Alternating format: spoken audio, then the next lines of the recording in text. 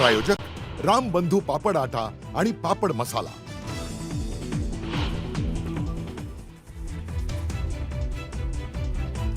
VSR company मागे प्रभावशाली लोकांचा हात, नागरी हवाई मंत्र्यांनी राजीनामा द्यावा, पंतप्रधान गृहमंत्रीच न्याय देऊ शकतात, रोहित पवारांची मागणी।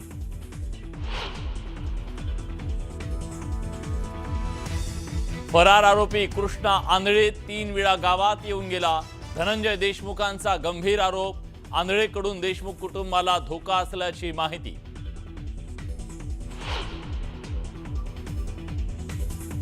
संजय राऊतांना दादा भुसेंकडून मोठा दिलासा, राऊतांनी माफी मागितल्यानं मानहानी प्रकरणातला खटला भुसेंनी घेतला मागे, अद्वै हिरेंनी खोटी माहिती दिल्याचा उल्लेख।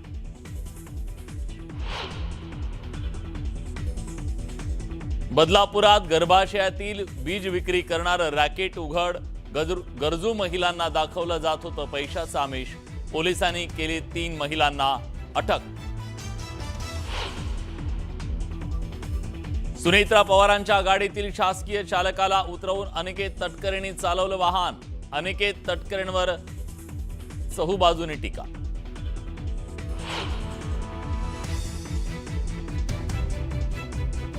शिवनेरीवरील कार्यक्रमानंतर भाजपच्या आशा बुचके वादात, सुनेत्रा पवारांना धक्का देऊन पुढे आल्याचा व्हिडिओ व्हायरल।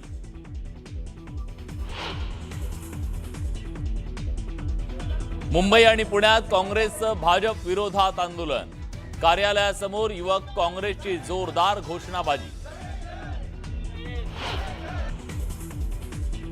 आणि मुंबई पुणे एक्सप्रेस वेवर खंडाळ्याजवळ वाहतूक कोंडी, पुण्याकडे जाणाऱ्या लेनवर 4 ते 5 किलोमीटर वाहनांच्या रांगा।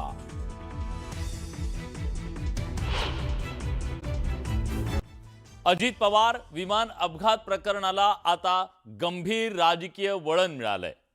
आमदार रोहित पवार यांनी आज 3री पत्रकार परिषद घेतली या संदर्भातली, आणि तीही दिल्लीत, ज्या पत्रकार परिषदेत त्यांनी पुन्हा काही गंभीर आरोप केले। VSR कंपनीच्या मागे प्रभावशाली लोकांचा हात असल्याचा दावा रोहित पवारांनी केला। तसंच नागरी उड्डयन मंत्री राम मोहन नायडूंच्या राजीनाम्याचीही रोहित पवारांनी मागणी केली। विमानात असलेलं अतिरिक्त इंधन हा कट होता का, असा सवाल रोहित पवारांनी उपस्थित केलाय। इस प्लेन में अननेसेसरीली जो तेल होता है या पेट्रोल होता है वो ज्यादा भरा था। विमान अपघातात अजित पवारांच्या झालेल्या मृत्यूचा राज्यातील जनतेला मोठा धक्का बसला। तो अपघात होता की घातपात, अशी चर्चा राज्यभरात सुरू झाली। त्यानंतर त्यांचे पुतणे आमदार रोहित पवार यांनी पत्रकार परिषदांची मालिकाच सुरू केली। दिल्लीतील पत्रकार परिषदेत रोहित पवारांनी VSR कंपनी आणि DGCA यांच्यातील संबंधांवर भाष्य केलं। काही अधिकारी कंपनीला मदत करत असल्याचा आरोप रोहित पवारांनी केला। DGCA मध्ये बसून काही अधिकारी संपर्कांचा वापर करून रॅकेट चालवत असल्याचा आरोप करण्यात आला।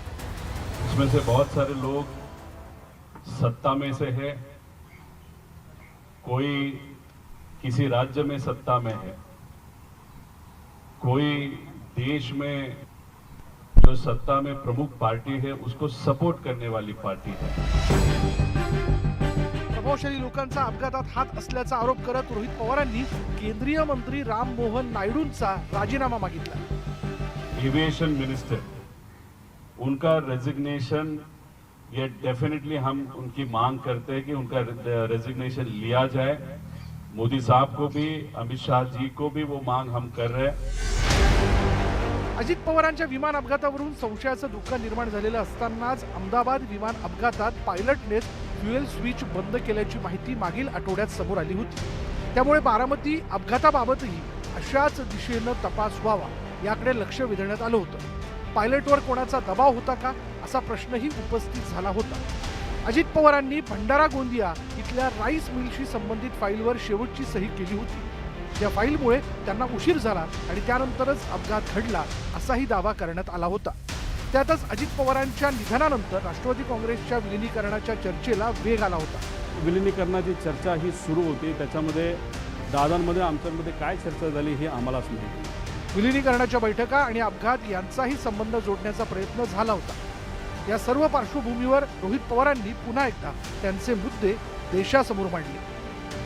बघा, त्यांनी कोणाला सांगावं, प्रश्न उपस्थित करा, सर्वस्वी त्यांचा सवाल आहे. त्यांनी मांडलेले प्रश्न हे किती कुठल्या पद्धतीने सोडवायचे त्याची लढाई त्यांच्याकडे आहे. पण बालिशपणे मंत्र्यांचा राजीनामा मागणं याला मी फक्त बालिशपणाच असं म्हणेन.